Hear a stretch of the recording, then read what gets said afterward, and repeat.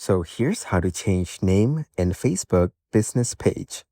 As you can see, we're now in the Facebook homepage.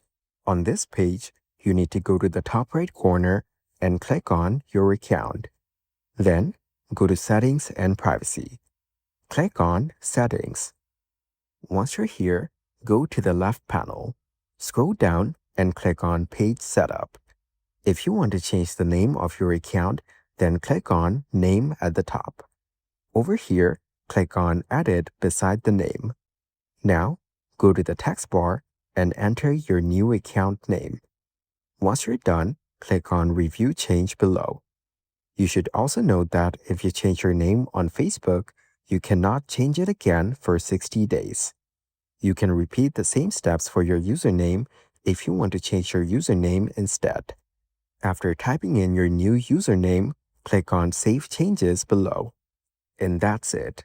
You can now easily change name in Facebook business page.